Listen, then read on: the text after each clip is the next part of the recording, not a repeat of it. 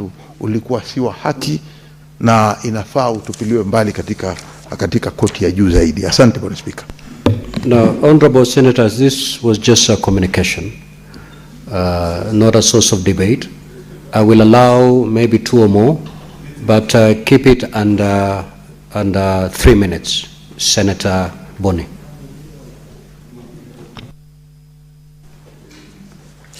Thank you, Mr. Speaker. Mr. Speaker, I want to speak strongly on your communication because there is an attempt in this country for certain people, irrespective of their status in society or the offices they hold, to belittle the role of institutions. Mr. Speaker, if we allow Parliament, and Senate in particular, to be challenged in the manner that the judges did, we will be weakening Parliament, and there might be a deliberate attempt, Mr. Speaker, to ensure that the powers where we sit as a trial chamber that maybe do not please the people who practice in the courts should be removed from the institution of Parliament so that it remains there preserved. Mr. Speaker, I want to agree with you that we must appeal. But Mr. Speaker, I have heard you.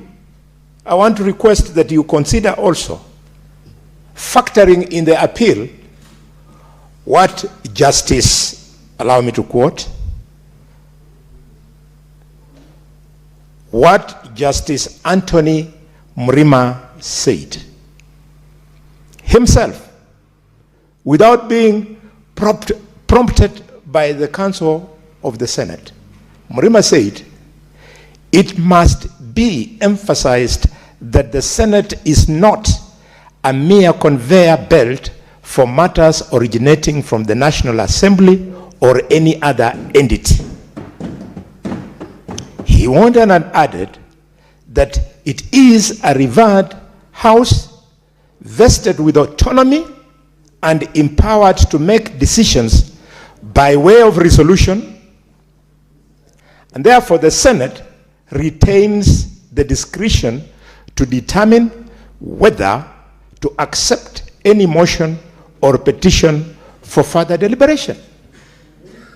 He must be reminded that when he was thinking rationally, as I have quoted him, how was he expecting this Senate without any application from Senior Counsel Paul Mwite that his client had fallen ill? How, without evidence, did he expect the Senate with the kind of discretion that he has? 1 minute to conclude.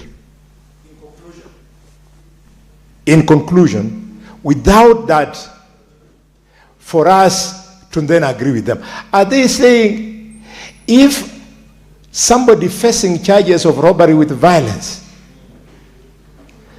flashes and dashes out of court, and his lawyers say, we don't know where he is, we don't know where he's going, then the judge immediately says that we discontinue the proceedings? No, Mr. Speaker.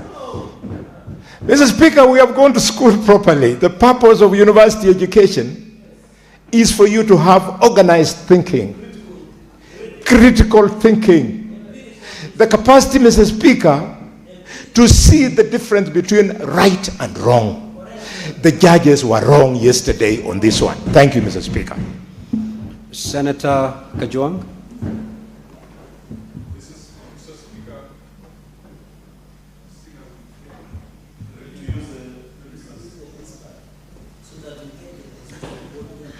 Mr. Speaker, in many legal systems, a jury does not have to justify the decision that it has made. A jury does not have to explain itself. And so as a House, we sat as a jury. We should not try to justify the decision that we made, because the decision that we made was in line with the Constitution. Mr. Speaker, I heard some people say yesterday that yesterday was a funeral of the Republic of Kenya, the funeral of the Constitution. I want to tell them yesterday perhaps was the birthday of the Republic of Kenya and the birthday of the Constitution. Because if this matter goes to the Court of Appeal, goes all the way to the Supreme Court, it will help us address some things that have remained outstanding for long.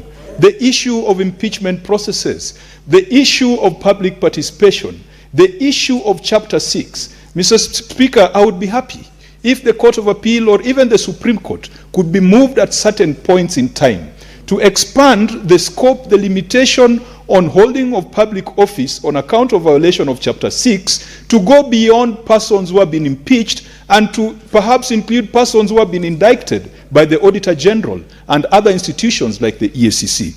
Mr. Speaker, I fully support your decision to appeal that particular matter. And Mr. Speaker, if there was a problem in terms of raising the 50 million, that is in case you are not successful in appeal, I want to inform the House that the Public Accounts Committee has issued fines of 500,000 shillings to 20 governors. So we'll be able to raise at least 10 million shillings. But Mr. Speaker, I do hope that we shall not get into it. But though, Mr. Speaker, a fundamental observation that I saw yesterday in court is that members of this House who sat as jurors, who participated in the process, would go to court and would go to court to defend or to represent positions against the Senate. Mr. Speaker, there needs to be some hygiene. We must decide whether we want to be senators or we want to be litigants out there challenging decisions of the Senate. Mr. Speaker, once you have sat as part of the jury in this House, it would appear to be out of order for you to go out there and say that you agree with the judges that there was no due process, there was no fairness in the Senate. That is a matter that must be dealt with. And Mr. Speaker, the Constitution is clear on state officers taking up other paid jobs. Those are things we must look at. But, Mr. Speaker, I am happy that the courts made that decision. Let's allow the Court of Appeal to deal with the remaining issues, and let's also accept that no institution is infallible.